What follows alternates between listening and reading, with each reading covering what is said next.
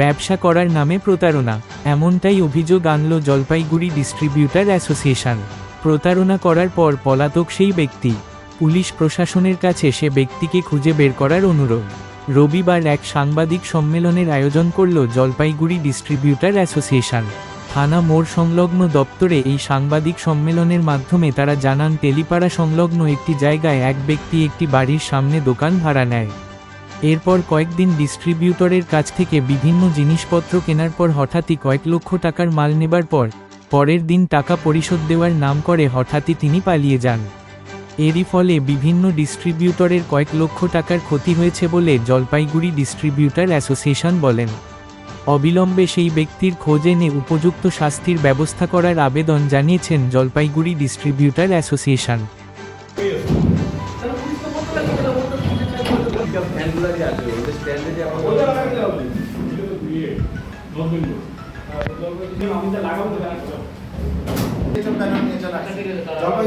আচ্ছা, আমার নাম হচ্ছে অমিয় গোপাল দত্ত। আমি জলপাইগুড়ি ডিস্ট্রিবিউটার অ্যাসোসিয়েশনের সেক্রেটারি আর নর্থ বেঙ্গলের ডিস্ট্রিবিউটার ওয়েলফেয়ার অ্যাসোসিয়েশনের প্রেসিডেন্ট। আমাদের এখানে একটা ফ্রড কেস হয়েছে। অতি দুঃখের সহিত জানাচ্ছি যে একজন লোক বাইরে থেকে এসে একটা দোকান নেয় তেলিপাড়া মানিক রায়ের বাড়িতে। সেইখানে এসে একটা দোকান খোলে। সেই দোকান খোলার পরে তার দোকানের নাম দেয় ইএস ট্রেডার্স তেলিপাড়া। তার ফোন নম্বর 7477800461। কিন্তু দেখা যাচ্ছে সেই ফোন নম্বরে ফোন করে তাকে ফোনে পাওয়া যাচ্ছে না। সেই সব ডিস্ট্রিবিউটারের কাছ থেকে আমাদেরকে অর্ডার দিয়ে সমস্ত প্রথম 7 দিনের মধ্যে দোকানটা খুলে প্রথমে অর্ডার দেওয়ার পর সে ক্যাশ মাল নেয়। তারপর একদিন সকলে মাল নামিয়েছে, বলছে যে তুমি সন্ধ্যার সময় এসে পেমেন্ট দেবো। বিকাল হয়তো 3টা-4টার মধ্যে সব মাল দিয়েছে আর বলছে যে আমি 7টার সময় পেমেন্ট দেবো। এমতো অবস্থায় সমস্ত ডিস্ট্রিবিউটাররা সেখানে মাল দিয়েছে।